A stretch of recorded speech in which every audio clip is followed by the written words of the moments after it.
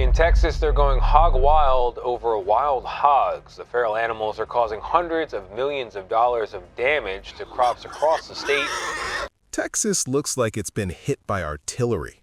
Not because of a war, not because of a storm, but because of an animal most people still picture as harmless. A pig. And that's what makes this story so disturbing, because the things tearing up the state right now aren't cute farm animals rolling in the mud. They're not even wild pigs the way most people imagine them. They're something else. A hybrid mistake that started more than 500 years ago, multiplied into the millions, and evolved into a creature that's basically built to survive anything we throw at it. Drone footage coming out of Texas shows entire fields shredded like someone took a rototiller to them. Creek banks collapsed, pastures ripped open overnight, even suburban lawns and golf courses destroyed in minutes. And here's the part that should worry everyone.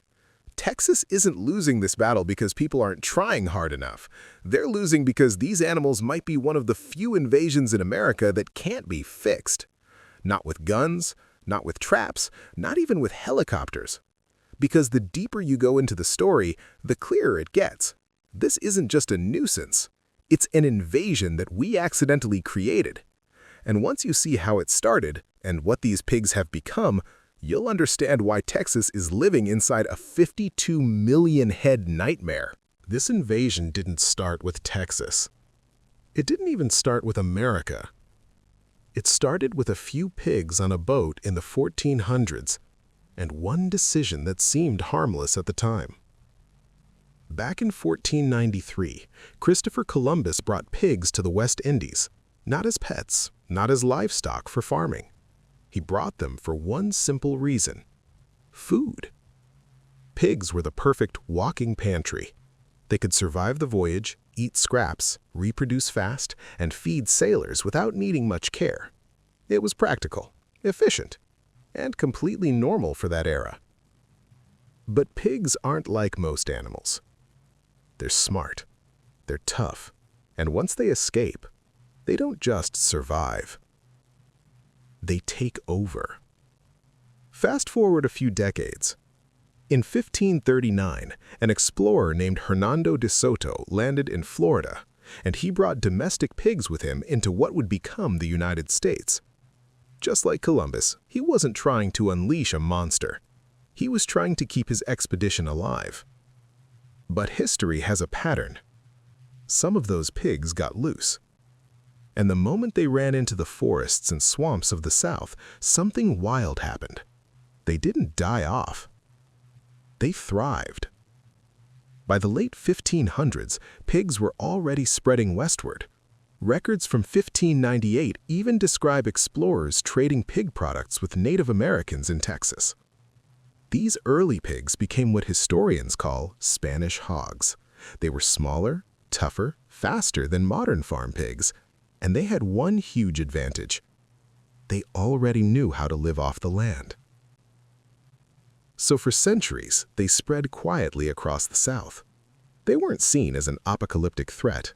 They were just there. But here's the twist. That wasn't the disaster.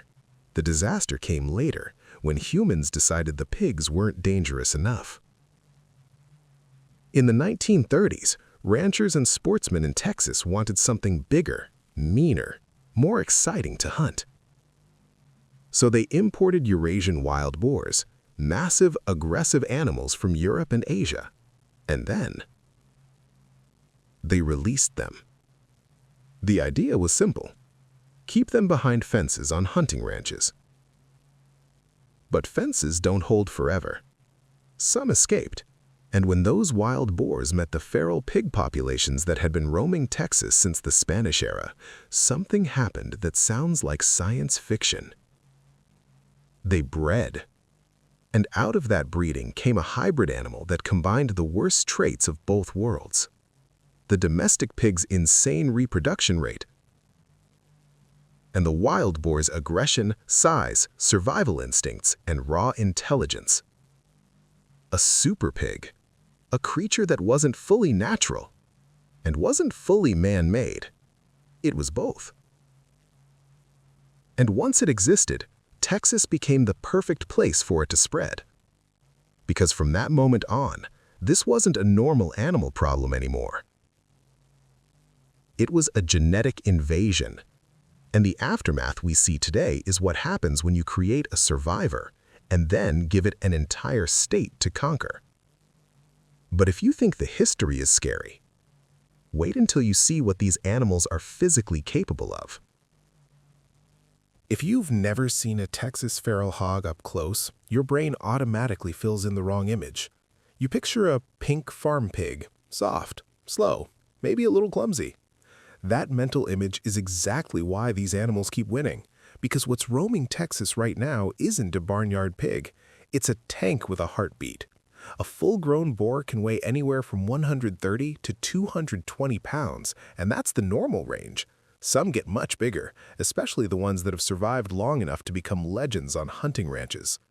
And when you see one in the brush, it doesn't look like livestock. It looks like something prehistoric. The body is thick and compact, the shoulders sit high like a bulldozer, the head is heavy, the coat is coarse and bristly, often black, dark brown, or spotted like camouflage.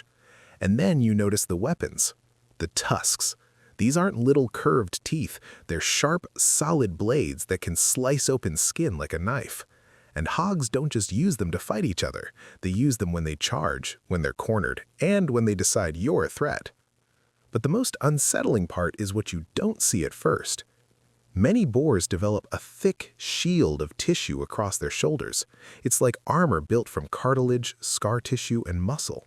It exists for one reason, surviving fights, which means this animal is literally designed to take damage and keep moving. And that's just the physical side, because the real reason they're so hard to stop is the way they behave. Feral hogs aren't usually lone animals wandering around randomly. Most of them travel in family groups called sounders. A sounder is typically made up of females and their young, led by a dominant sow. The males often roam alone, and that makes them even more unpredictable. You don't see them until you're already too close. And here's where things get uncomfortable. These animals are smart. Not animal smart, strategic smart. People who deal with feral hogs regularly will tell you the same thing. Once a hog learns something, it remembers it. If you trap a sounder and one hog escapes, that survivor doesn't just run away. It becomes a teacher. The next time it sees a trap, it avoids it. The next time it smells bait, it circles wide. And it doesn't just protect itself, it changes the behavior of the entire group. The same thing happens with hunting pressure. They learn what a truck sounds like. They learn what a helicopter means. They learn where humans usually stand, where spotlights sweep, where gunshots come from. And then they adapt. That's why people can hunt hogs hard for weeks, feel like they're winning, and then suddenly the pigs vanish. Not because they're gone, because they got smarter. And the terrifying part is Texas gives them everything they need to thrive. Dense cover, water, crops, forests, brushlands, swamps, desert edges. They don't need one habitat. They can live almost anywhere. And when an animal is this tough, this intelligent, and this adaptable, you're not dealing with a pest anymore. You're dealing with an invasion force. But strength and intelligence still aren't what make feral hogs truly unstoppable. The real nightmare is the math. Because once you understand how fast they reproduce, you realize why Texas can't shoot its way out of this. If feral hogs were just tough, Texas could handle it. If they were just smart, Texas could adapt. But feral hogs have something even more dangerous than tusks or intelligence. They have numbers. And those numbers grow like a wildfire. Here's the part most people don't realize. These pigs don't need years to build a population. They need months. A female feral hog can reach maturity at around 6 months old. That means a piglet born in the spring can be pregnant before the year is even over. And once a sow starts reproducing, she doesn't slow down. In good conditions, she can have 2 litters per year. Each litter can have anywhere from 6 to 12 piglets, sometimes more. So when people hear 2.6 million hogs in Texas, they imagine it as a stable number, like it's been sitting there for years. But that's not how this works. This is a population that can explode. And the worst part is, Texas accidentally built the perfect environment for that explosion. Feral hogs don't need untouched wilderness. They actually do better around humans, because farms, ranches, and irrigated fields create the ultimate buffet. Corn, peanuts, melons, sorghum, rice, roots, acorns, even livestock feed. And once hogs find a reliable food source, they don't just visit it, they move in. Now stack that with another factor. Texas is huge. It has everything from pine forests in the east to thick brushlands in the south, to rolling plains in the center, to desert edges in the west. And hogs can survive in all of it. Back in the 1980s, feral hogs were only found in about 23% of Texas. That's already bad. But today, they've spread into nearly every corner of the state. The safe zones have basically disappeared. Even the areas that were once too dry or too harsh are being invaded. And here's where it gets even darker. Climate shifts are quietly helping them. Warmer winters mean fewer piglets die off. Drought pushes hogs toward water sources, and when they find them, they concentrate and multiply. You would think a pig couldn't survive deep into arid country, but they can. They don't need constant water everywhere. They just need one reliable source, and they'll travel for it. And when they reach that water, they don't just drink, they destroy everything around it. But the spread isn't only happening naturally. There's another reason hogs keep appearing in places that should have been safe. People. There have been repeated reports over the years of hogs being illegally moved and released into new counties for hunting. And when you think about it, it makes sense. Hogs don't fly. So when a county suddenly goes from almost no hogs to full infestation, it raises one ugly question. Did they walk there, or did someone give them a ride? And now Texas is trapped in a nightmare feedback loop. More hogs means more damage. More damage means more hunting. More hunting means more pressure. And more pressure means the hogs that survive are the ones built to avoid humans. So the population doesn't just grow, it evolves. This is why people say you can't hunt them out, because by the time you remove one group, another group is already being born, and they're born into a world where humans are the enemy. But if you think their spread is scary, wait until you see what they do once they settle in, because the real horror isn't just that they're everywhere, it's what they leave behind. The first time you see a pasture hit by feral hogs, your brain struggles to process it, because it doesn't look like animals were there. It looks like machinery was there. Like someone drove a bulldozer across the land in the middle of the night, then vanished before sunrise. That's the signature of feral hogs. Rooting. This is how they feed. They push their snouts into the soil and dig for roots, tubers, grubs, worms, and anything edible underground. But hogs don't dig like a raccoon. They dig like a demolition crew. A single sounder can tear up an entire field in one night, and they don't leave neat holes. They leave wide, shredded patches of earth, divots, and trenches that make the ground look like it's been blasted. And once the soil is disturbed, the damage doesn't stop there. Rain washes the loosened dirt away. The land erodes. The topsoil, what makes farmland valuable in the first place, literally disappears. That soil ends up in creeks and rivers as silt, clogging the water and smothering aquatic habitats. So hogs don't just destroy the land, they poison the system.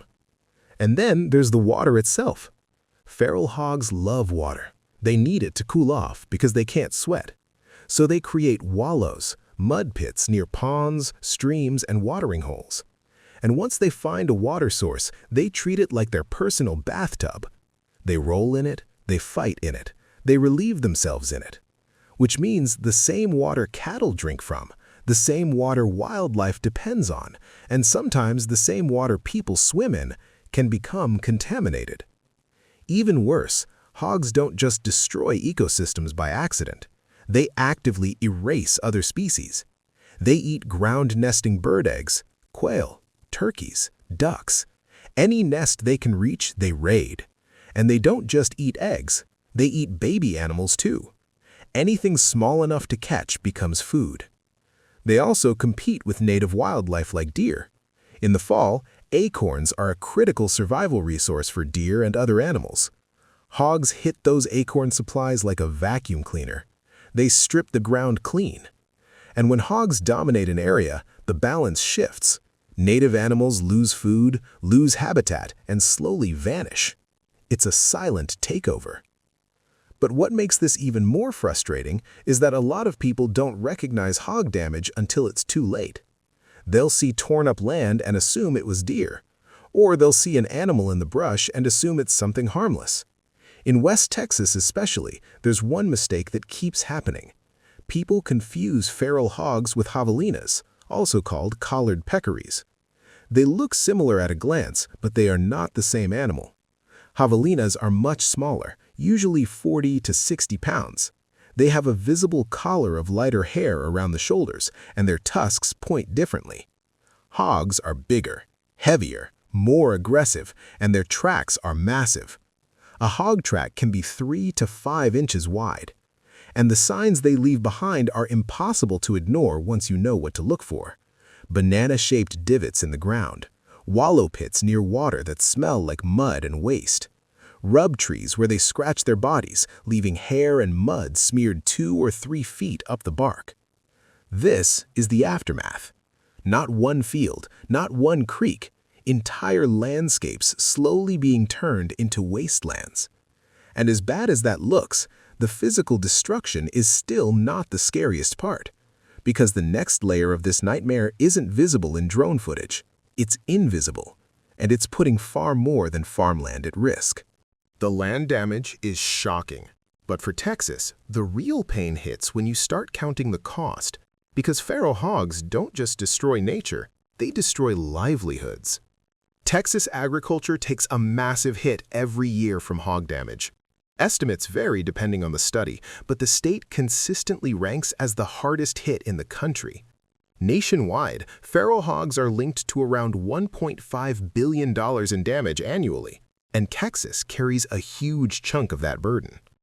And the way it happens is brutal. Imagine you're a farmer. You spend months planting, irrigating, and protecting a crop: corn, peanuts, melons, rice, sorghum. It's not just food to you, it's your entire year. Then you drive out one morning, and it's gone. Not slowly eaten over weeks, wiped out overnight. A sounder came through like a storm. They ate what they wanted, uprooted the rest, and traveled what they didn't even bother finishing. And hogs don't stop at the plants. They rip up irrigation lines, they chew hoses, they destroy fences, they tear open feed storage, they break water troughs. Some farmers report losses so high it can wipe out an entire season. And it doesn't just hit crops, it hits livestock. Hogs compete with cattle for grazing. Less grass means fewer cows, and that's already bad. But hogs are also opportunistic predators. They will kill and eat baby animals, calves, lambs, and goats, especially when food is scarce or when a newborn is vulnerable. It's ugly, and it's one of the reasons ranchers hate them so much. Now here's the part most people don't expect. This isn't staying rural. Hogs are pushing into suburbs, golf courses, parks, school fields, front lawns. People wake up to their yard looking like it was hit by a mini excavator. And when it happens in a city, it's not just expensive, it's terrifying. Because now the threat isn't crop loss, it's physical danger. A cornered hog can charge, and if a hog decides to fight, those tusks aren't a warning, they're a weapon. Dogs get killed, people get injured. It's rare, but it's real. But the scariest part of the invasion still isn't what hogs do to land or what they do to wallets. It's what they carry. Because feral hogs are walking disease reservoirs. They can spread illnesses that hit livestock, pets, and even humans. One of the big ones is swine brucellosis. Hunters are especially at risk. If someone is field dressing a hog and cuts themselves, infection becomes possible. The symptoms can feel like a long-lasting flu that won't go away, and in severe cases, it can cause serious complications. They also carry pseudo-rabies, which can be deadly to dogs. They've been linked to tuberculosis concerns in some regions. And then there's the nightmare scenario experts always bring up: African swine fever. It hasn't established itself in the United States, but if it ever did and it spread into feral hog populations, control would become almost impossible. Because now you wouldn't just have a pest problem, you'd have a national food supply crisis. And the water problem makes it worse. Hogs contaminate creeks, ponds, and riverbanks with waste. That can raise bacteria levels dramatically in areas where they're concentrated. So the aftermath isn't just a torn-up field, it's polluted water, it's wiped out farms, it's livestock at risk, and it's a disease threat that doesn't care whether you live on a ranch or in a suburb. At this point, Texas didn't just get frustrated, Texas declared war. And the weapons they started using were so extreme, the footage looks like something out of a military operation. When you hear about hog hunting in Texas, most people imagine rifles at dawn, maybe a lone hunter tracking a pig through the brush. That is nothing compared to what's really happening. Texas has turned the eradication of feral hogs into a full-scale operation. The animals are classified as unprotected non-game animals, which means there are almost no legal limits. No closed season, no bag limits, almost no rules. On private land, anyone can hunt them at almost any time with the landowner's consent. The state's message is clear: get them gone. And hunters have responded with everything from old-school methods to cutting-edge technology. Helicopters are one of the most dramatic tools. Yes, flights where pilots flush hogs out of brush while gunners take them down. It's fast, it's effective, and it covers massive swaths of land in a single operation. But even this isn't enough, because a helicopter can only target what's visible. The survivors are still out there, breeding. That's why trapping is so critical, and not just any trap will do. Small box traps? Forget it. One hog gets scared and the rest never enter. Experts rely on corral traps, large circular enclosures baited with corn and monitored with cameras. You wait, you watch, and when the whole sounder is inside, you close the gate. 10, 20, even 30 hogs removed at once. That's how population control works. Technology is changing the game even further. Smart traps allow hunters to monitor remotely, dropping gates via phone when the hogs are inside. Snares catch animals crossing fence lines. Toxicants, carefully designed poisons, are being tested in trials, reducing populations without harming other wildlife. All of these tools combined form an integrated pest management strategy. Trap, shoot, monitor, repeat. But here's the brutal reality. Even with helicopters, traps, dogs, poisons, and smart technology, Texas is fighting a battle against evolution itself. Killing the slow, the weak, the easy-to-catch animals leaves behind the smartest, fastest, most trap-shy survivors. Every year, the hogs get a little smarter, a little more cautious, and a little harder to kill. The eradication efforts work, temporarily. They remove tens of thousands of hogs, they protect crops, water sources, and livestock for a season, but the numbers tell a cold truth. The population bounces back faster than it can be reduced. This isn't hunting, this is war. And like any war, it requires coordination. One rancher can't solve this alone. If one property fights hard but the neighbor does nothing, or worse, keeps hogs for sport, the pigs move. They spread, they survive, they return. It's a squeeze-a-balloon problem. Press down in one place, and the pressure bulges out somewhere else. To win, Texas landowners have to act as a unit. Share data, share traps, coordinate attacks across thousands of acres. The state and Texas A&M provide guidance and resources, but real success depends on cooperation. Even then, the outcome is far from guaranteed. Because feral hogs aren't just surviving human efforts, they're adapting to them. And that brings the battle into an even more dangerous territory, the evolution of the super pig. Even after decades of hunting, trapping, and aerial gunning, feral hogs keep winning. And experts are beginning to realize something terrifying. We're not just fighting pigs anymore, we're shaping their evolution. Think about it.